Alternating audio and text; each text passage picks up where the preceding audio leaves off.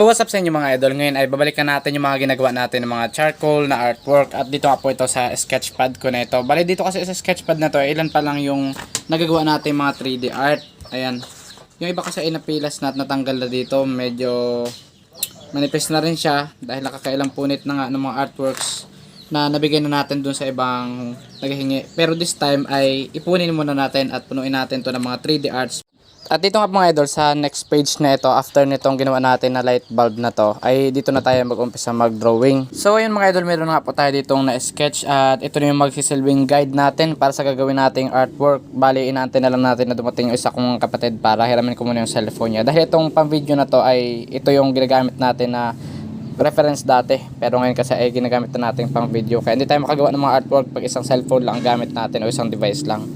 At dito nga po mga idol ay maka-start na tayo ng gawa dahil dumating na yung kapatid ko galing sa school. At dito sa video na ito mga idol ay tuturo ko sa inyo kung paano ba ang dapat gawin lalo na kung kayo ay gumagamit ng charcoal. Lalo na po sa mga bago pa lang at gusto rin matuto mag-drawing at sa ibang mga viewers natin dyan na interested din sa art. Bali hindi man po ito full tutorial pero tuturo ko sa inyo yung process na aking paggawa nitong aking ginagawa 3D art dito sa aking sketchpad ngayon. So yung mga idol, matapos nga po na i-shade ko muna yung pinaka-background dahil gagayahin ko rin po talaga yung sa reference sa may background para po dahil transparent kasi itong ating glass na parang shot glass yata to na merong isda dito sa loob para lamang po hindi siya maiwan na sobrang puti yung ating background. So ang ginagamit ko nga po pala dito mga idol, ang mga materyales ay graphite pencil at charcoal pencil tsaka dry brush o yung mga makeup brush tapos charcoal powder. So sa drawing up po nito mga idol ay ginawa natin ay dark to light o mas inuna natin na gawin yung mga darker area bago natin siya i-shade ng mga light tones. Pero kadalasan po nag-umpisa po talaga ako sa mga light to dark na po kung ang ginagawang artwork ay portrait dahil nga po kailangan natin ma-achieve do yung smooth na skin tone at mapalabas natin na parang tama yung liwanag na nag-reflect dun sa mukha ng ating ginagawang portrait. Pero dito po, ayun nga, naggamit po muna ako ng dark dahil kailangan po natin mapalabas dito yung parang glass talaga siya na may na liwanag tapos nagkaroon siya ng mga reflection at may mga kintab. Ang ginamit ko nga po pala dito mga idol sa mga dark area na ito ay charcoal pencil mismo at siguraduhin lang po natin na dapat patulis yung pagkakatasa ng mga lid ng ating lapis. Lalo na po kung maliliit na detalye yung ating ginagawa para nga madali natin masungkit at madali natin mailapat yung mga solid na mga linya na sobrang maliliit. So sa paggamit naman po ng dry brush mga idol, kailangan lang po natin isawsaw sa ating charcoal powder tapos itaktak natin ng konti or kahit maaari meron kayong scratch paper dyan ay pahid nyo muna dun sa scratch paper bago nyo ilapat sa mismong drawing para po ma-avoid natin yung magkakaroon siya ng mga lines dahil dun sa mga maliliit na particles na dumikit dun sa ating brush. So sa mga nakikita nyo naman po ng mga shading dito mga idol at yung mga parang mga kintab, yan po ay yung mga parts na mga maliliwanag talaga at reflected dun sa reference. Nakikita naman po dito sa ating video yung ating reference. So ang gawin nyo lang po talaga para ma-achieve yung napakakintab na dating, kailangan nyo po talagang maiwasan na hindi po talaga madaanan o malapatan ng charcoal yung mga parts na yun. Kung hindi talaga siya maiwasan at malalaking brush yung ating gamit natin, malaki talaga yung possible na madadaanan yun. Kaya po gumagamit tayo dito ng pencil eraser. Yung pencil eraser ay pambura siya na parang form of pencil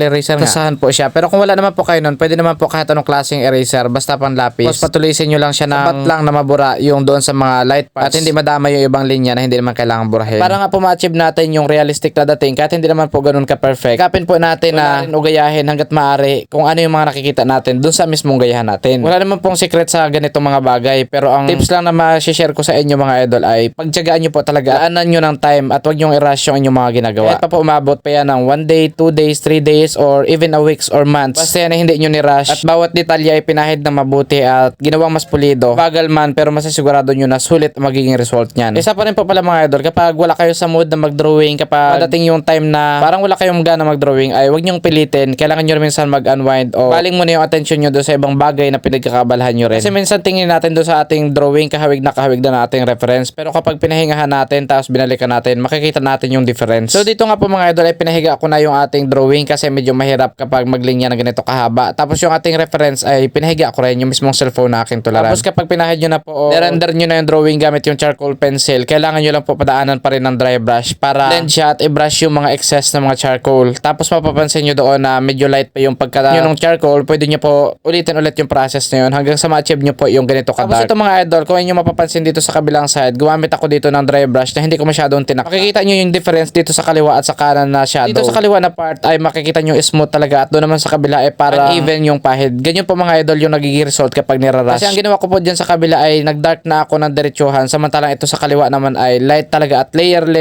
at maraming patong ng patong lang siya hanggang sa ma-achieve yung ganyang kulay. So yan lang po, sinare ko lang sa inyo. Pinakita ko lang po dyan kung ano yung kaibahan ng dalawa na kapag nag-direct kayo na makapal ka agad yung inyong pagpahid dahil yun naman nakikita nyo sa reference sa dark, pero mali po natin ganun ma-achieve yung pagka-smooth ng ating pag-blend ng mga charcoal kapag nag-direct agad tayo sa dark, dahil mahirap po siya. Sa unang pahid natin dark, sa mga kasunod pa natin mga pahid ay palit ng palit na siya. Tapos yung mga light tones na yun ay habulin natin ng dark at maging kambang na yung kulay niya. At isa pa po pala mga idol, mahalaga na kailangan rin pong merong patungan yung ating kamay habang nagdo-drawing, dahil kapag yan ay nalapat doon sa charcoal at maganda yung pagka-shading natin, may tendency talaga yan nakakalat yan, didikit sa ating balat, tapos itatransfer natin doon sa ibang papel or sa ilang area na hindi pa natin nasi-shade, lalo sa mga light parts. At dito nga po mga idol ay ginawa ko na rin itong sa gitna, itong isda. Ito po pala inspired doon sa painting din siya na maliliit na isda na nakalagay siya doon sa mga glass. Nagustuhan ko lang talaga siyang gawin dahil napakaganda para sa akin yung dating ng mga reflected lights, yung mga tama na liwanag dito sa ating glass, na parang china-challenge ko rin yung sarili ko na sana makaya ko rin to, gawin ko rin siya pagdating dito sa charcoal. Kasi yung nakita ko po nito ay oil painting po siya, kaya try din natin dito sa charcoal painting. So tandaan nyo lang po yung mga gamit na kailangan natin: graphite pencil, charcoal pencil, charcoal powder, dry brush, at yung mga eraser. So pag meron po kayong mga tanong tungkol sa paggawa ng mga arts o yung mga detailed talaga na mga questions, maaari po kayo mag-comment dito para gagawan po natin ang video, lalo na po yung mga interested talaga at yung gustong-gusto talagang matuto. At masaya po ako na ibahagi din sa inyo, i-share din sa inyo yung mga kaalaman at yung mga experience na aking mga nakuha sa kahabaan ng panahon sa paggagawa ko ng mga arts. So ito na nga po yung ating result, at ito po yung during the process, at ito naman po yung after the process. Ito na po yung result. Maraming salamat po sa inyong pagsama.